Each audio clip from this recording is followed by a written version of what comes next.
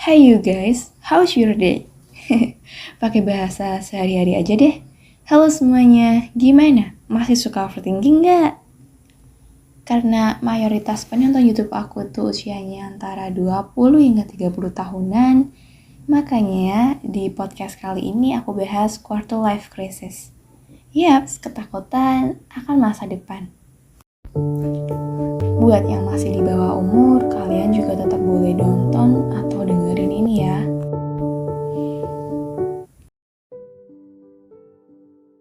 Aku sendiri sering mengatakan, what? Are you kidding me? Menjadi dewasa, emangnya kita harus tumbuh dan bersinar dengan karir yang cemerlang or anything? Aku rasa dunia ini sangat lucu ketika tolak ukur seseorang hanya dilihat dari kebahagiaan, kesuksesan, dan pencapaian hidup dari tiap individu tersebut. I know, it's good, itu bisa jadi motivasi buat kita. But, aku merasa insecure aja ketika melihat pantulan hidupku yang belum bisa menjadi versi yang terbaik dalam diriku sendiri. Di balik rasa syukur yang aku ucapkan, setiap harinya, aku masih sering mengeluh. Kemudian, time management yang terkadang berantakan. Karena gini loh, setiap manusia itu pasti pernah menemukan titik lemahnya masing-masing.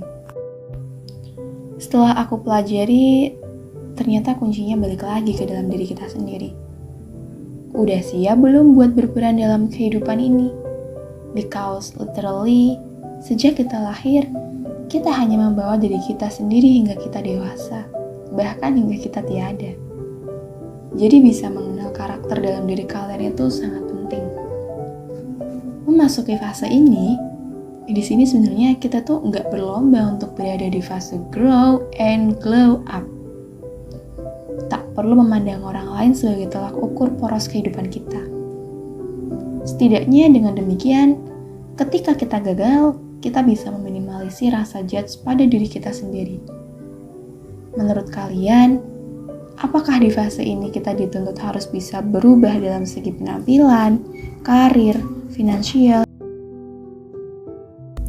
Ya, walaupun pada kenyataannya banyak beberapa faktor dari lingkungan masing-masing yang membuat mental kita down. Contohnya, ketika karir kita menjadi ajang penilaian dalam circle, entah dari circle pertemanan, keluarga, maupun orang di sekitar. Kita juga pengen lulus tepat waktu dan dapat pekerjaan dengan prospek yang bagus, dengan harapan bisa mandiri secara finansial, bisa membahagiakan kedua orang tua, dan juga bisa menyenangkan diri sendiri. Ada juga dalam hal relationship, ingin mempunyai pasangan yang bisa saling mengerti, mau sama-sama komit untuk masa depan, dan menikah dengan orang yang tepat. Memasuki fase ini, kita juga mulai merasa kesepian, karena circle pertemanan yang makin mengecil. Setelah itu semua, balik lagi ke topik circle kehidupan. Dalam lingkaran tersebut, kita tidak bisa menghindari hal-hal yang toksik dalam kehidupan kita. Tapi, kita harus mengendalikan diri untuk menjauh dari hal tersebut. Di sini, kesimpulannya, fase quarter life crisis ini, penampilan, finansial, circle pertemanan, karir, pasangan, emang seakan dituntut harus sempurna. Sebenarnya nggak ada sih yang menuntut. Jadi, yang harus kita lakukan adalah kita harus berusaha tidak peduli dengan pandangan orang lain. Dan yang harus kita pikirkan, cukup mengenal diri kita sendiri dulu.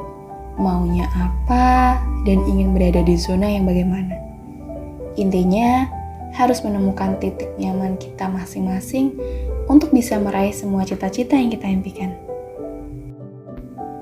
And yay, selamat menempuh fase quarter life crisis. Saatnya kita bangkit, saatnya kita semangat lagi, saatnya kita memperbaiki diri untuk bertemu kamu dengan masa depan yang lebih baik.